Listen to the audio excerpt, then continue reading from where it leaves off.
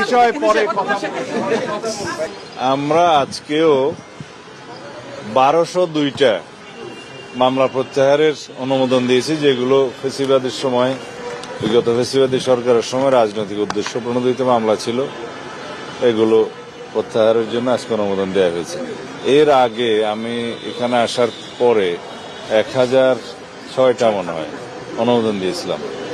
আর যে সমস্ত মামলা প্রত্যাহারের জন্য বিগত ইন্টারিম সরকারের সময় উদ্যোগ নিয়েছিল, রাজনৈতিক উদ্দেশ্যে হয়রানিমূলক, মিথ্যা এবং বানোয়াট মামলা দিয়েছিল বিগত 17 বছরে রাজনৈতিক কর্মী সহ অন্যান্য সমাজের বিভিন্ন স্তরের মানুষের বিরুদ্ধে, সাংবাদিক সহ, সেই সমস্ত মামলায় বিবেচনা করা হয়েছিল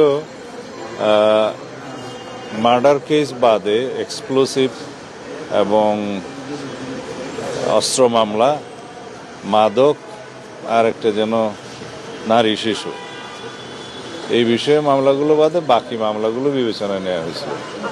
কিন্তু আমার বিরুদ্ধে বহু মার্ডার কেস দেওয়া হয়েছে, বিস্ফোরক তো আছেই, অস্ত্র মামলা আছে, রাজনৈতিক উদ্দেশ্যে এরকম মামলা দেয়া হয়েছে। এগুলো সত্যিকারভাবে যেগুলো রাজনৈতিক উদ্দেশ্যে দেয়া, এগুলো যাচাই বাছাই করে পুনরায় রাজনৈতিক মামলাগুলো প্রত্যাহারের বিষয়ে আমরা আর একটা উদ্যোগ নিচ্ছি, এবং এটা যাতে কোনো অপব্যবহার না হয় সেজন্য যথেষ্ট সতর্কতা অবলম্বন করার জন্য কি করা যায়, কিভাবে যাচাই বাছাই কমিটি করা যায়, সেগুলো চিন্তা করছি। এটা আজকে কালকের মধ্যে সিদ্ধান্ত হবে। 5 আগস্টের পরে যে সমস্ত মামলায় শয়ে শয়ে হাজারে হাজারে আসামি করা হয়েছে, এরকম কিছু মামলা আছে, ওখানে হয়রানির উদ্দেশ্যে বিভিন্ন হয়তো শত্রুতামূলক কিছু লোককে আসামি করা হয়েছে বিভিন্নভাবে, কিছু সুবিধাবাদী শ্রেণী, এরকম কিছু আমাদের নজরে এসছে।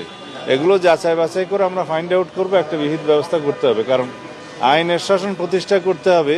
আর মামলাবাজির মধ্য দিয়ে যদি কারো হয়রানি হয়, তো সেটা আইনের শাসন হলো না।